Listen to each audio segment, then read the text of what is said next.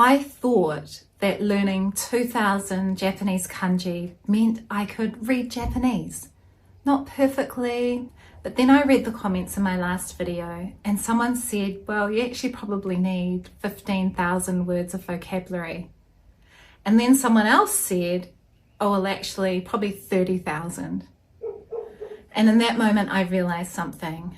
When I studied Japanese in the 1990s, I felt fluent and I'd passed my N2 exam and I thought I'd reached some kind of destination. But now I realize that I'm only at the starting line. Hello, I'm Catherine. I'm from New Zealand. And after not using Japanese for 26 years, I'm rediscovering it again. Many of my videos are in Japanese, but every now and then I make a video in English to reflect on what I'm learning. Not necessarily the vocabulary or the grammar, but also about language learning in general, and also learning from what you're sharing with me. My last video was about learning 2000 kanji and still not being able to read Japanese. I thought I was sharing a personal frustration, but what I didn't expect was the comments that you made completely changed the way that I think about language acquisition. This was the model I had in my head. Learn hiragana, learn katakana, learn 2000 kanji, read. Simple. Also, I knew it wouldn't be easy, but I did assume that I would be able to open a newspaper, pick up a novel, and follow along. But I never got there. And any time I saw the cover of a newspaper or a book in Japanese, it looked like a wall of text, and I felt like I wasn't reading, I was decoding. The words looked foreign to me, and in order to read, I needed to look up the words, piecing together one fragment at a time. So fast forward to now, 26 years later, I'm living in New Zealand. I haven't spoken Japanese for 26 years, and somehow Japanese has come back into my life again. My daughter started learning Japanese at high school. I started helping her with her homework. And I started to realize that that makes me feel happy. I missed speaking Japanese. I missed using it.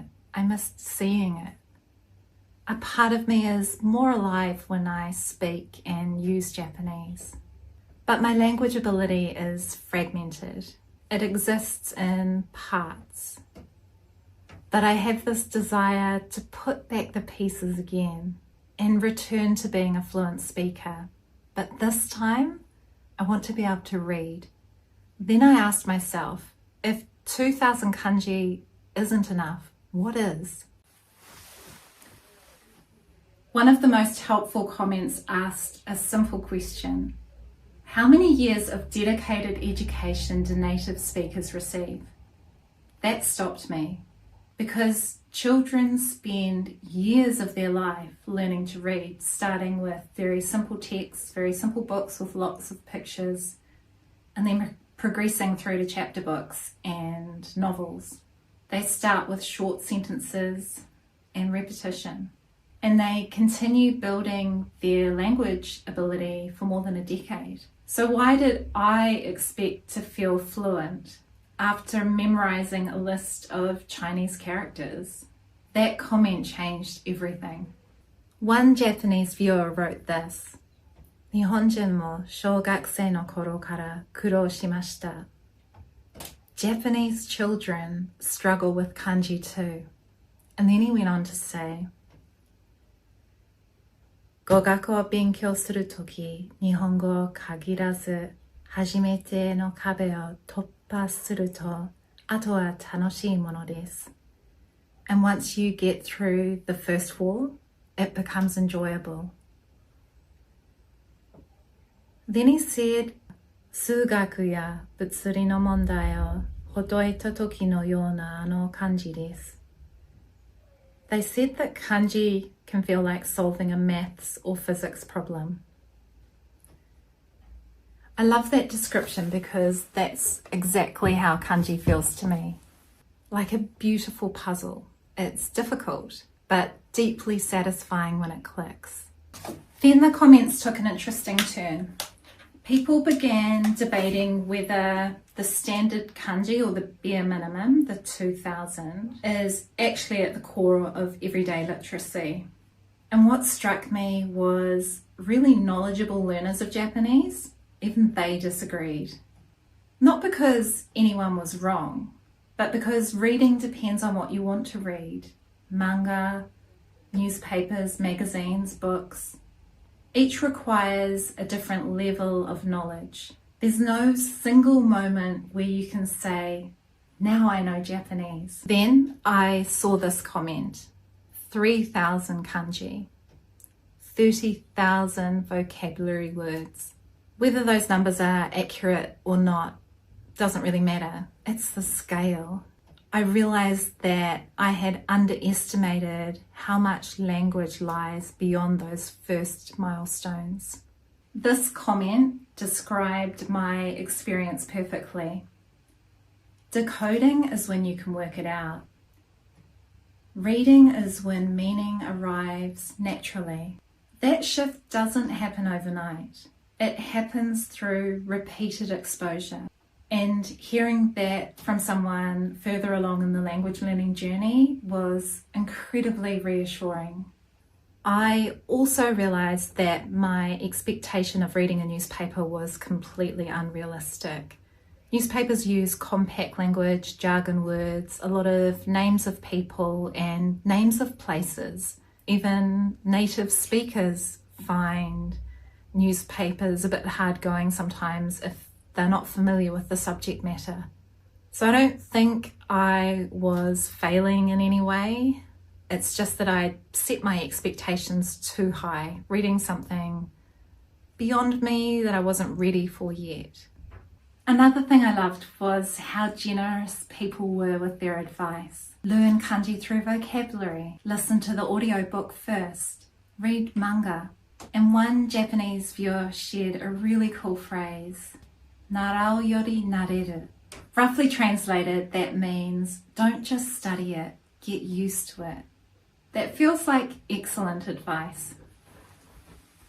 So what is the real problem with learning Japanese? I don't think Japanese is the problem. I don't think kanji is the problem. The problem is our expectations. We treat milestones as destinations, when in reality they're gateways. Every milestone reveals another layer. And the better that you get, the more that you're aware that there's so much out there that you're yet to know. What surprised me was not how much I have to learn. It was how so many knowledgeable and thoughtful people shared their experiences with me. People learning Japanese all over the world, people using really clever strategies, people aiming to master tens of thousands of words, and people who genuinely love this language. If you are struggling with Japanese, you're not doing anything wrong. You may just simply be at the point where you can finally see how vast the language is. And strangely, I find that encouraging because now I understand what I'm really working towards. 今週は日本語が少し遠く感じる1週間でした。今、ニュージーランドのフィールディングで両親の世話をしながら過ごしています。今週はノートを書いて漢字を書く時間はありませんでした。でも、あなたのコメントを読んだり、おすすめしてくださったアプリや本を調べたりしています。机に向かって勉強しなくても、日本語のつながりは続いていると感じています。あなたの温かいコメントをたくさん励されました。本当にありがとうございます。これからも一歩ずつ頑張ります。